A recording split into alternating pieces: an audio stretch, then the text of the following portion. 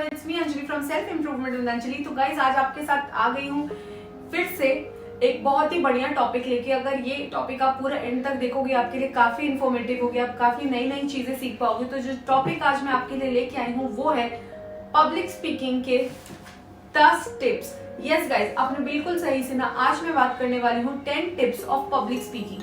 तो सबसे पहला टिप हमें जानना है पब्लिक स्पीकिंग का इज प्रैक्टिस।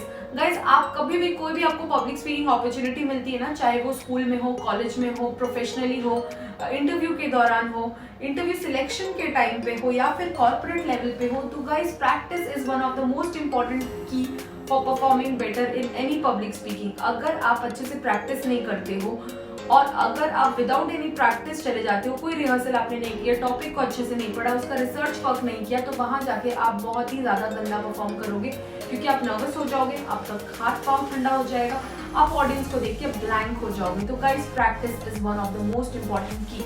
तो गाइस सेकंड, इसी के साथ हम लोग सेकंड टॉपिक पे जाते हैं, वो है सेकंड पॉइंट है प्रिपेयर योरसेल्फ वेल।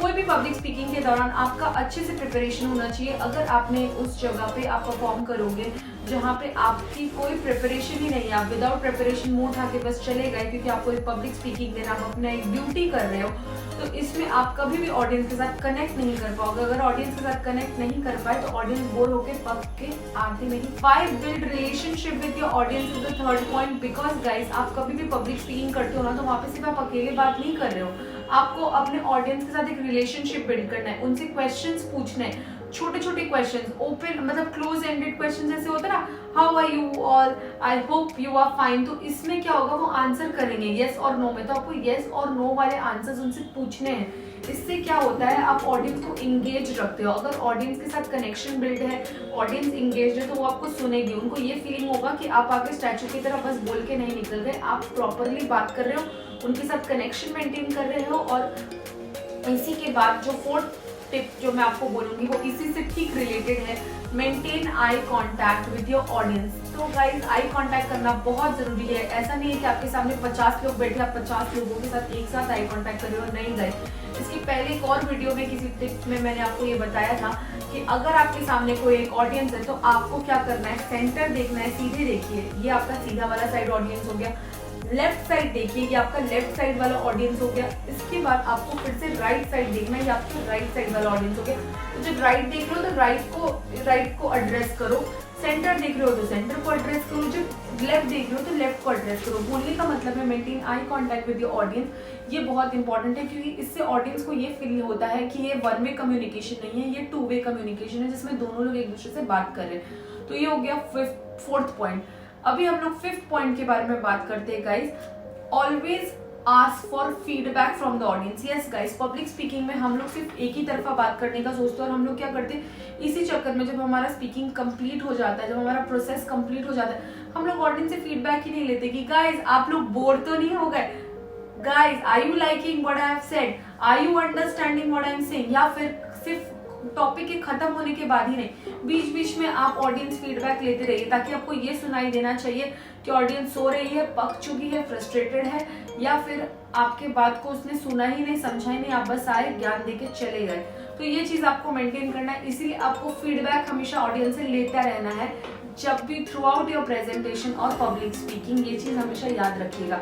तो आई होप गाइज आपको ये 5 पॉइंट अच्छे से समझ में आ गई होगी। अब जो 6वां पॉइंट है, जो मैं 6th पॉइंट है, वो उसके बारे में बात करते हैं। Always be interactive and have a good sense of humour. Guys, sense of humour is very important in a public speaking. भले ही आप एक क्लाइंट मीटिंग में हो, कुछ भी हो, एक अच्छा रैपो बिल्डअप करने के लिए हल्का सा मतलब आपका सेंस ऑफ ह्यूमर, हल्का सा जॉवियल या हल्का सा smile is very important to make the interaction not boring. 7th point ये है कि गाइज आप जब भी इंटरेक्ट कर रहे हो ना अपने ऑडियंस के साथ, तो आपको हमेशा एक चीज याद रखना है, you should not be repetitive. Yes guys, हर किसी को बहुत ही बोरिंग सी फीलिंग आती है अगर आप एक ही बार बार करके सुनाओ। तो गाइज एक चीज गार्ड बांध लो कि don't try to be repetitive, don't keep on repeating the same thing again and again. इसके बाद जो नेक्स्ट पॉइंट मैं आपको बताऊंगी, 8वां नंबर, वो है don't get lost in your thoughts while speaking. ऐसे बहुत लोगों का हैबिट होता है कि जब वो कुछ कम्युनिकेट कर रहे होते हैं ना, तो वो बात करते करते ना खुद के ख्यालों में डूब जाते हैं, वो मतलब कंफ्यूज हो जाते हैं, उनको नहीं समझ में आता है कि अरे मुझे क्या बोलना था, मैं कहाँ था। And this kind of behavior is not allowed when you are going for any professional or any interview related or any corporate events. तो आपको ये चीज़ ध्यान रखना है कि अगर आपका प्रैक्टिस और प्रिपरेशन अच्छा होगा तो ये वाली प्रॉब्लम में आप नहीं फंसे। नंबर 9 पॉइंट अगर हम लोग इसकी बात करें गाइस, तो सबसे इम्पॉर्टेंट है be audible, be loud and clear.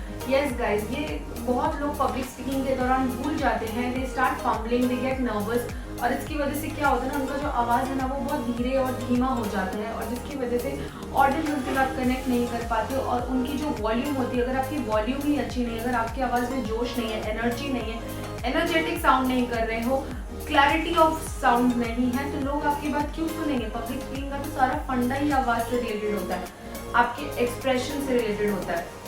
तो guys remember this thing, please be audible and speak in proper way so that audience can connect to you and they can listen to you. Okay, last but not the least, the most important topic अगर मैं आपको बोलूँ, सबसे ज़्यादा important point है, 10वां number point, वो है guys maintain a good body language. Body language is one of the most important thing in public speaking. मैं बहुत ज़्यादा अच्छे से इन डेप्थ आपके लिए वीडियो लेके आऊँगी बॉडी लैंग्वेज के ऊपर, बट अभी फिलहाल बॉडी लैंग्वेज क्यों आपको मैंने बताया पब्लिक स्पीकिंग में इम्पॉर्टेंट है, because guys you need to maintain a very good body language. Body language मतलब क्या होता है, आपका ठीक तरीके से जेस्चर, हैंड पोस्चर, इंटरेक्शन। आप अगर आते हो स्टेज पे या कहीं पे भी पब्लिक स्पीकिंग करने के लिए और आप जैसे जस्ट क्लोज हैंड्स, या जस्ट स्टैंडिंग स्पीकिंग, बोरियत लगती है इंसान को, थोड़ी देर बाद ना वो आपको देखते देखते बोर होने लगता है, ये इंसान की फितरत है। हम ज़्यादा कंसंट्रेट नहीं कर पाते, हम तभी कंसंट्रेट कर पाते जब सामने वाला हमें एंटरटेन कर रहा होता है। अगर वो हमें एंटरटेन नहीं कर रहा होता है, through his body language, through his personality, through his aura, through his body language and expressions, to his communication and his audible, if he is not audible, तो ये सारी चीज़ें लेकर बनती है आपका बॉडी लैंग्वेज। अगर आप ये सारी चीज़ें नहीं कर पाते हो तो आप ऑडियंस का अटेंशन जो है वो ग्रैब नहीं कर पाते हो। अगर उनका ऑडियंस का अटेंशन ग्रैब नहीं होता है तो लोग फ्लैट फॉल कर जाते हैं, और इसीलिए वो इरिटेट हो जाते हैं, फ्रस्ट्रेट हो जाते हैं, और सोचते हैं कब ये पब्लिक स्पीकिंग का ड्रामा खत्म हो और वो भाग सके। सो गाइज, आपको ये वीडियो अच्छी लगी होगी और काफ़ी इन्फॉर्मेटिव लगी होगी, अच्छी लगी होगी तो please like share and subscribe my channel. बहुत जल्दी मिलते किसी नेक्स्ट वीडियो पे, bye, take care and thank you. And before that guys, before that please subscribe my channel, और मेरी वीडियोस आपको कैसी लगती है प्लीज कमेंट सेक्शन में मुझे जरूर बताइए, इससे मुझे भी एक फीडबैक मिलता है कि मेरी ऑडियंस को मेरी वीडियोस कैसी लग रही है। और ऊपर में जो नोटिफिकेशन बेल बटन है उसमें ऑल पे क्लिक कर देना, सो दैट जब भी आप कोई भी नया यूजर या आप मेरे वीडियो पे आते हो तो आपको मेरी सारी वीडियोस के अपडेट मिले। तो गाइस, टाइम ना वेस्ट करते हुए आपको भी छोड़ते हैं और मैं भी विदा लेती हूँ इस वीडियो से। Till then bye, take care and thank you.